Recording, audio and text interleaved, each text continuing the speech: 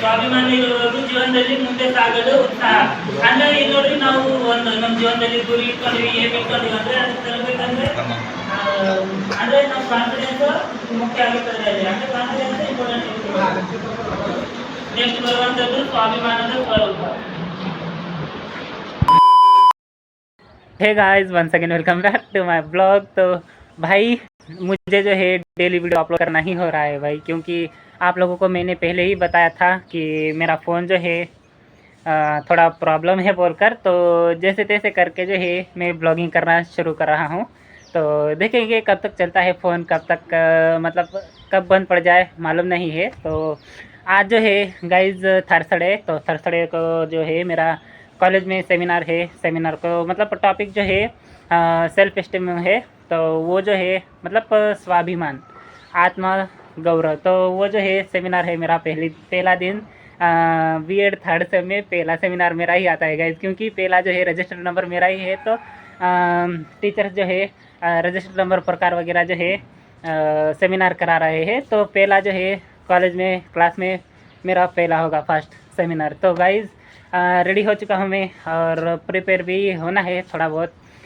वैसे तो प्रिपेयर कर लिया है मैंने सेमिनार का। तो देखेंगे। पहले जो है गाइस मैं आप लोगों को एक बात बता दूं, जब हम पहले फर्स्ट ईयर में एडमिशन किए थे तो उस टाइम पे सोचते थे हम कि अगर हम बीएड करेंगे, स्टेज पर जाएंगे, मतलब कैसे कर पाएंगे हम स्टेज पर जाकर लेसन कर पाएंगे या नहीं। माइक्रो टीचिंग वगैरह जब चालू होती है ना फर्स्ट ईयर में, तब सोचते थे गाइस। तो वो जो है डर वगैरह सब ख़त्म हो चुका है अब, क्योंकि बीएड करने के बाद जो है ना शर्म वगैरह सब कुछ छोड़कर जो है टीचर बनने के फील्डिंग में आना होता है गाइस, वरना नहीं होता वो सब। अगर हम शर्म नहीं छोड़ेंगे, अगर शर्म करते हैं तो कुछ भी नहीं होगा गाइस। शर्म छोड़ के टीचर बनना है तो सब कुछ आना चाहिए टीचर को, एक टीचर को। तो अभी जो है मैं रेडी वगैरह हो चुका हूँ गाइस, और सुबह के जो है 8:30 बज रहे हैं। तो नाश्ता वगैरह नहीं किया है मैंने, नाश्ता वगैरह करके जो है कॉलेज वगैरह निकलूँगा। तो आप लोगों के साथ भी शेयर करूँगा गाइस कॉलेज में सेमिनार। तो ट्रांसलेट मतलब हिंदी में भी करूँगा, कन्नड़ा में भी करूँगा। तो जो कन्नड़ा वाले हैं वो भी देख लो, और हिंदी वाले समझ में आते हैं हिंदी तो वो भी देख लो। तो क्योंकि कॉलेज में जो है ना मतलब कोई कोई लोगों को हिंदी समझ में आती है, कोई कोई लोगों को कन्नड़ा समझ में आती है, कोई को मतलब कन्नड़ा समझने वालों को हिंदी समझ में नहीं आती, हिंदी समझने वालों को कन्नड़ा समझ में नहीं आती गाइस। तो दोनों भाषा में जो है ट्रांसलेट करना पड़ता है वहाँ पर। तो ज़्यादा नो बकवास करते हुए जो है नाश्ता वगैरह करेंगे, क्या है मैं आप लोगों को भी दिखाऊंगा। और गाइस एक बात जो है, कल रात इतनी भयंकर बारिश हुई है, क्या ही बताऊँ भाई। वो पूरा पेड़ ही ख़त्म हो गया है गिरकर। शुक्र है कि हम उस पेड़ के नीचे नहीं थे हॉस्टल में। और यहाँ पर देख सकते हो ऊपर टेरिस पर हाल क्या हो चुका है, पूरा पानी भर कर उस साइड मतलब जो ये स्टेप्स है उस साइड तो पूरा पानी ही पानी भर चुका है। और मैं आप लोगों को दिखा दूँ, यहाँ पर देखो पूरा पानी ही पानी, मतलब पूरा ख़राब हो चुका है भाई वेदर।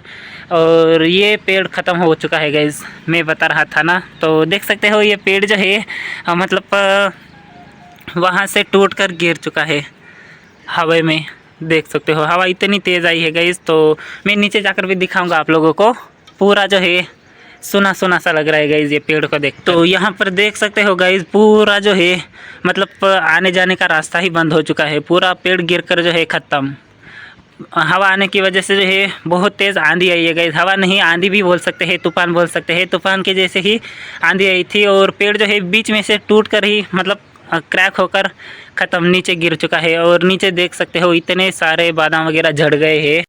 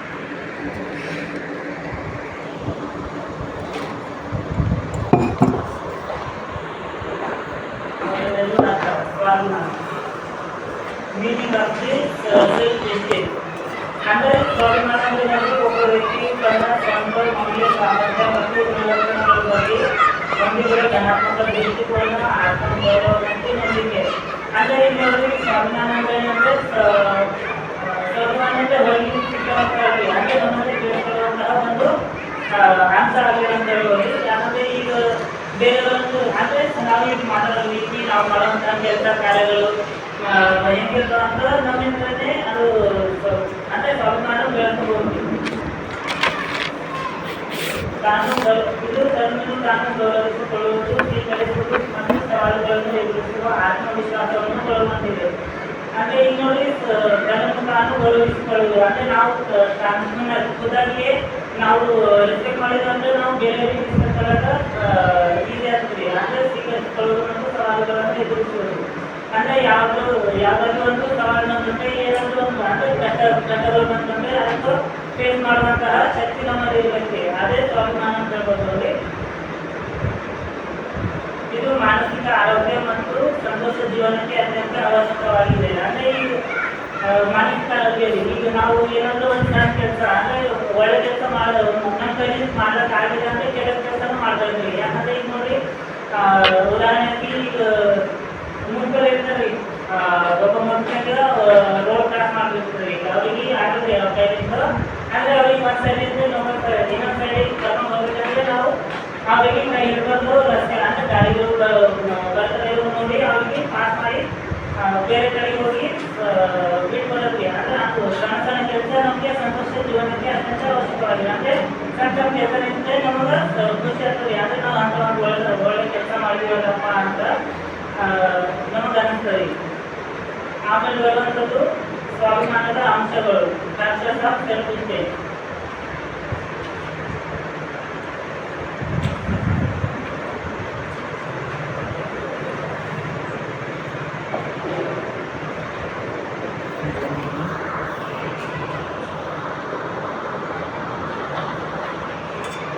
ಇದರಲ್ಲಿ ಮೊದಲು ಬರುವಂಥದ್ದು ಅಂದರೆ ಸ್ವಮೌಲ್ಯ. ಸ್ವಮೌಲ್ಯ ಅಂದರೆ ತನ್ನನ್ನು ತಾನು ಯೋಗ್ಯನೆಂದು ಪರಿಗಣಿಸುವುದು. ಅಂದರೆ ನಾವು ನಮ್ಮಲ್ಲೇನೆ ಅಂದರೆ ನಾವು ನಮ್ಮ ಕೈಲಿಂದ ಏನು ಕೆಲಸ ಆಗಲ್ಲ, ಇದು ಆಗಲ್ಲ ಒಂದು ಕೆಲಸ ಕೊಟ್ಟು ಮೇಡಮ್ ಅವರಿಗೆ ನಮ್ಮ ಸೆಮಿನಾರ್ ಅಂದರೆ ನಾ ಸೆಮಿನಾರ್ ಮಾಡಲ್ಲ ಅಂತ ಅದು ಅಂತಂದರೆ ಅದು ಆಗಲೇ ಕೆಲಸ. ಇದು ನಮ್ಮಿಂದ ಕೆಲಸ ಆಗಲ್ಲ ಅಂತ ಕಾನ್ಫಿಡೆನ್ಸ್ ಹೇಳಿದ್ರೆ ಸ್ವಮೌಲ್ಯ ಅಂದರೆ ತಾನಾಗಿ ಖುದ್ದಾಗಿಯೇ ನಾವು ಅದರಲ್ಲಿ ಕನ್ಸಿಡರ್ ಮಾಡ್ಬೋದು ನೋಡ್ರಿ. ಅಂದರೆ ಈಗ ಮೇಡಮ್ ಸೆಮಿನಾರ್ ಸೆಮಿನಾರ್ ಹೆಂಗಿರ್ಬೋದು ಅಂದರೆ ಅವರು ಫೋಟೋ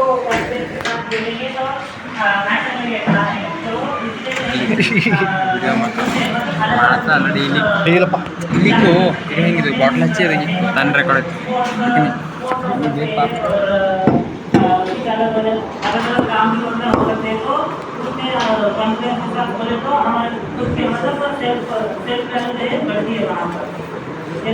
ಆತ್ಮವಿಶ್ವಾಸ, ಕಾನ್ಫಿಡೆನ್ಸ್, ತನ್ನ ಸಾಮರ್ಥ್ಯದ ಮೇಲೆ ನಂಬಿಕೆ ಇಡುವುದು. ಅಂದರೆ ನಾವು ಮಾಡ್ತಾ ಇರುವಂತಹ ಕೆಲಸದ ಮೇಲೆ ನಾವು ನಂಬಿಕೆ ಇರಬೇಕು. ಅಂದರೆ ಅದು ಕೆಲಸ ನಾವು ಮಾಡಲೇಬೇಕು, ಅದು ಖಂಡಿತವಾಗಿ ಸಕ್ಸಸ್ ಹಾಗೆ ಆಗ್ತದೆ ಅಂತ ನಮಗೆ ಭರವಸೆ ಇರಬೇಕು. ಕಾನ್ಫಿಡೆನ್ಸ್ ಮಾತ್ರ ಅದು ಸಕ್ಸಸ್ ಆಗಕ್ಕೆ ಸಾಧ್ಯ ಇದೆ.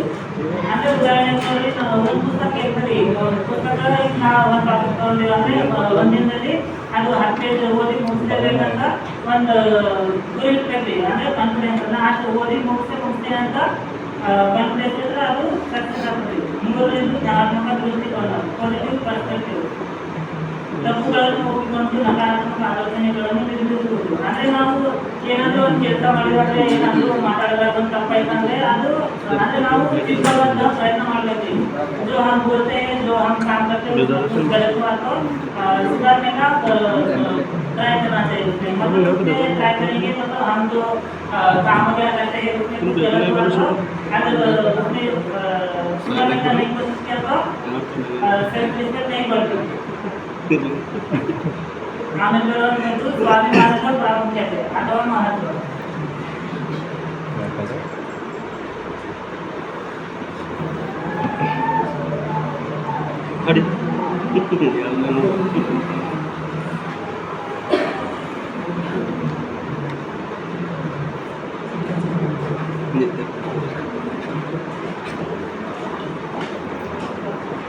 ಸ್ವಾಭಿಮಾನದ ಪ್ರಾಮುಖ್ಯತೆ ಮೊದಲನೇ ಬರುವಂಥದ್ದು ಅಂದರೆ ಉತ್ತಮ ಮಾನಸಿಕ ಆರೋಗ್ಯ, ಗುಡ್ ಮೆಂಟಲ್ ಹೆಲ್ತ್.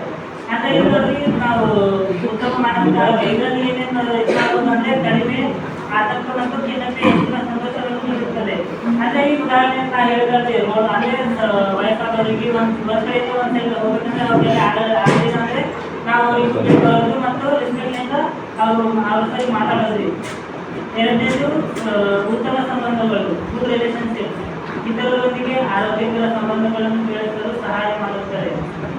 ಅಂದ್ರೆ ಈಗ ಇತರರೊಂದಿಗೆ ಆರೋಗ್ಯಕರ ಸಂಬಂಧಗಳನ್ನು ಬೆಳೆಸಲು ಸಹಾಯ ಈಗ ರೋಗದಿಂದ ಬಳಲುತ್ತಿರುವ ವ್ಯಕ್ತಿಗೆ ಸಲಹೆ ನೀಡುವುದು ಮತ್ತು ಒಳ್ಳೆಯ ಮಾರ್ಗದರ್ಶನ ನೀಡುವುದು.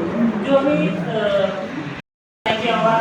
चीजें खाएंगे तो हेल्थ मतलब खराब हो सकती है, बोलना है तो क्या मतलब हेल्थ खराब होने से हम बचा सकते हैं, वो काम करने का यहाँ पर पता चलता है. ಮೂರನೇದು ಸವಾಲುಗಳನ್ನು ಎದುರಿಸುವುದು, ಫೇಸಿಂಗ್ ಚಾಲೆಂಜಸ್, ಹೊಸ ಸವಾಲುಗಳನ್ನು ತೆಗೆದುಕೊಳ್ಳಲು ಮತ್ತು ಗುರಿ ತಲುಪಲು ಪ್ರೇರೇಪಿಸುತ್ತದೆ. ಅಂದ್ರೆ ಇದು ಸ್ವಾಭಿಮಾನ ಏನಂದ್ರೆ ನಾವು ಏನಾದರೂ ಒಂದು ನಮ್ಮ ಜೀವನದಲ್ಲಿ ಗುರಿ ಇಟ್ಕೊಂಡು ಅಂದ್ರೆ ಅದು ಗುರಿಯನ್ನು ತಲುಪಲಕ್ಕ ಸಹಾಯ ಮಾಡ್ಕೊಂಡು ನೋಡುದು. ನೆಕ್ಸ್ಟ್ ಬರುವಂಥದ್ದು ಸ್ವಾಭಿಮಾನದ ಲಕ್ಷಣಗಳು.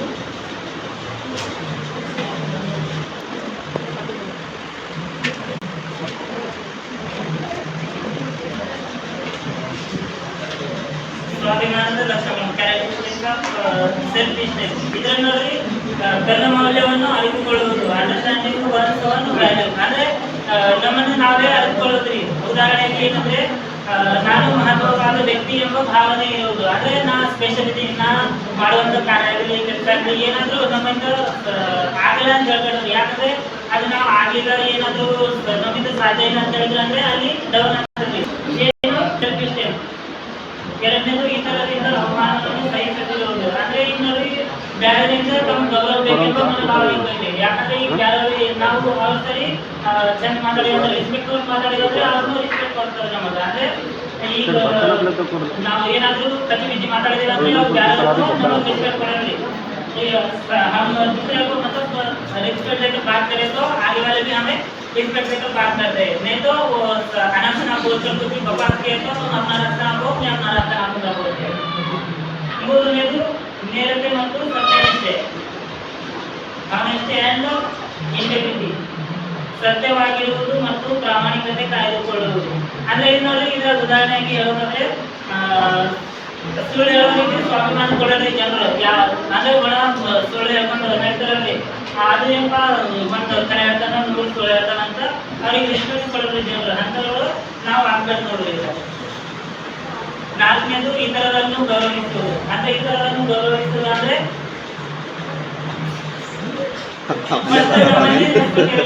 ಸೆಲ್ಫ್ ಇಸ್ಟೇಮ್ ಇದ್ದಾಗ ಮಾತ್ರನೇ ನಾವು ಬೇರೆಯವರಿಗೆ ರೆಸ್ಪೆಕ್ಟ್ ಕೊಡೋಕ್ಕಾಗ್ತದೆ. ಅಲ್ಲಿ ತನ ನಮ್ಮಿಂದ ಸಾಧ್ಯನೇ ಇಲ್ಲ ನೋಡಿ. ಸ್ವಾಭಿಮಾನ ಇರುವವರಿಗೆ ಇತರರಿಗೆ ಗೌರವ ಕೊಡ್ತಾರಂದ್ರೆ ನಮಗೂ ಅವ್ರ ಕಡೆಯಿಂದ ಗೌರವ ಸಿಗ್ತದೆ. ನೆಕ್ಸ್ಟ್ ತಮ್ಮ ಗುರಿಗಳನ್ನು ಸಾಧಿಸಲು ಪ್ರಯತ್ನಿಸುವುದು. ಸ್ವಾಭಿಮಾನ ಇರುವವರು ಜೀವನದಲ್ಲಿ ಮುಂದೆ ಸಾಗಲು ಉತ್ಸಾಹ. ಅಂದ್ರೆ ಈಗ ನೋಡ್ರಿ ನಾವು ಒಂದು ನಮ್ಮ ಜೀವನದಲ್ಲಿ ಗುರಿ ಇಟ್ಕೊಂಡಿವಿ, ಏನ್ ಇಟ್ಕೊಂಡಿವಿ ಅಂದ್ರೆ ಅದಕ್ಕೆ ತರಬೇಕಂದ್ರೆ ಅಂದ್ರೆ ನಮ್ಮ ಕಾನ್ಫಿಡೆನ್ಸ್ ಮುಖ್ಯ ಆಗುತ್ತದೆ. ಅಂದ್ರೆ ಕಾನ್ಫಿಡೆನ್ಸ್ ಇಂಪಾರ್ಟೆಂಟ್ ಇರ್ತದೆ. ನೆಕ್ಸ್ಟ್ ಬರುವಂಥದ್ದು ಸ್ವಾಭಿಮಾನದ ಸ್ವರೂಪ.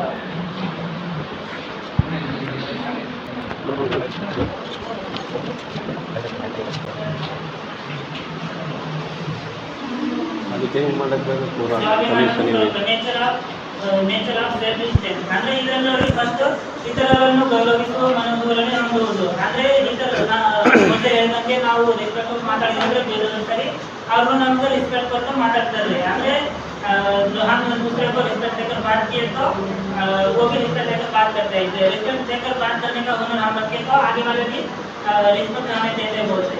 तो ಎರಡನೇದು ನೋಡಿ ಸ್ವಾಭಿಮಾನ ವ್ಯಕ್ತಿ ಇತರರಿಗೆ ಉತ್ತಮ ಸ್ನೇಹಿತನಾಗುವಂತೆ ನೋಡುತ್ತಾನೆ. ಅಂದ್ರೆ ಈಗ ನೋಡಿ ಯಾರ ಹತ್ರ ಸ್ವಾಭಿಮಾನ ಇರಲ್ಲ ಅವರು ಕೆಟ್ಟದ್ದು ಅಂದ್ರೆ ಬೇರೆಯವರಿಗೆ ಏನೇನೋ ಹೋಗ್ಲಿ ಏನೇನೋ ಮಾಡಲಿ ಹೆಂಗನ ಮಾಡಲಿ ಅಂತ ಅವ್ರು ಬಿಟ್ಕೊಳ್ತಾರೆ. ಯಾಕಂದ್ರೆ ಸ್ವಾಭಿಮಾನ ಇರಲಿಲ್ಲ ಅಂದ್ರೆ ಬೇರೆಯವರಿಗೂ ರೆಸ್ಪೆಕ್ಟ್ ಕೊಡೋದು, ಇತರರಿಗೆ ಸ್ನೇಹಿತರಾಗಿರುವಂತೆ ನೋಡುತ್ತಾನೆ. ಅಂದ್ರೆ ಸ್ವಾಭಿಮಾನ ಇರ್ತಕ್ಕಂಥ ವ್ಯಕ್ತಿ ಏನ್ ಮಾಡ್ತಾರ ಅವ್ರಿಗೆ ಅಂಡರ್ಸ್ಟ್ಯಾಂಡಿಂಗ್ ಮಾಡ್ಕೊಂಡು ತನ್ನ ಸ್ನೇಹಿತನಾಗಿ ನೋಡ್ಕೊಂತಾರೆ. ಅಂದ್ರೆ ಅವ್ರ ಬಿಹೇವಿಯರ್ ನೋಡಿ ಅವ್ರ ಬಿಹೇವಿಯರ್ ಚಲೋ ಇಲ್ಲ ಅಂದ್ರೆ ಏನ್ ಮಾಡ್ತಾರೆ ಅಂದ್ರೆ ನಾವಿದ್ರೆ ಅವ್ರ ಕಡೆ ಫ್ರೆಂಡ್ಶಿಪ್ ಬೆಳೆಸ್ಕೋಬೇಕಂತ ಇಲ್ಲಿ ತಿಳ್ಕೊಳ್ಬೋದು. ಪ್ರೀತಿ ಪಾತ್ರ ಹಾಗೂ ಇಷ್ಟವಾಗಬಲ್ಲ ವ್ಯಕ್ತಿ ವಸ್ತು ಮೌಲ್ಯ ಪ್ರೀತಿಸುವುದು. ಅಂದ್ರೆ ಇನ್ನೊಂದು ಇಷ್ಟವಾಗಬಲ್ಲ ವ್ಯಕ್ತಿ ಏನೇನೋ ಒಂದು ಕೆಟ್ಟ ಕೆಲಸ ಮಾಡಿ ಅಂದ್ರೆ ಬೇರೆಯವರಿಗೆ ಹಿಂಸೆ ಕೊಡೋದು, ಚಿತ್ರ ಹಿಂಸೆ ಕೊಡೋದು, ಟಾರ್ಚರ್ ಮಾಡೋದು ಅಂತ ವ್ಯಕ್ತಿಗಳಿಗೆ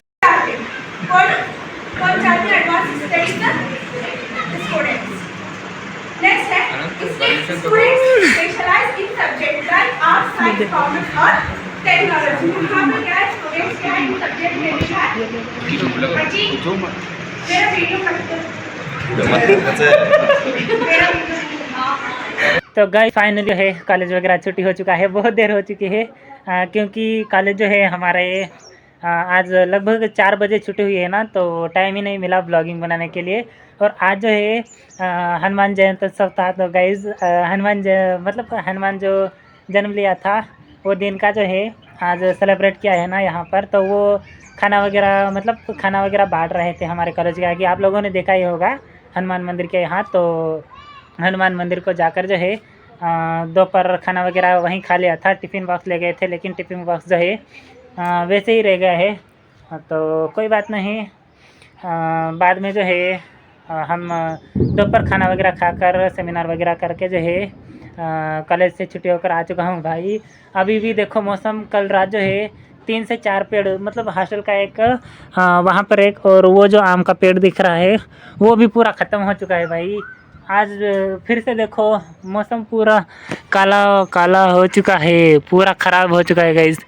दिन भर तो धूप इतना है कि जलकर काला ही हो जाए। और हर रात को जो है लगभग 8 दिन हो गए बारिश ही बारिश गिर रही है गाइस। दिन भर धूप और रात में बारिश। आज जाने क्या कितने पेड़ टूटेंगे क्या मालूम नहीं, आंधी और तूफान आने वाला है। तो गाइस आज के वीडियो में इतना ही मतलब टीचिंग का ही ब्लॉग देखने को मिलेगा आप लोगों को इस वीडियो में, तो देख लेना फिर भी। तो आप लोगों को ये वीडियो कैसा लगा है कमेंट करके ज़रूर बताना। ये वीडियो जो है मैं यहीं पर एंड कर लेता हूँ। और जो भी मेरे चैनल पर नए लोग देख रहे हो तो चैनल को ज़रूर से सब्सक्राइब करके जाना। मिलते हैं और एक नया सा ब्लॉग पर। जय श्री राम, राधे राधे।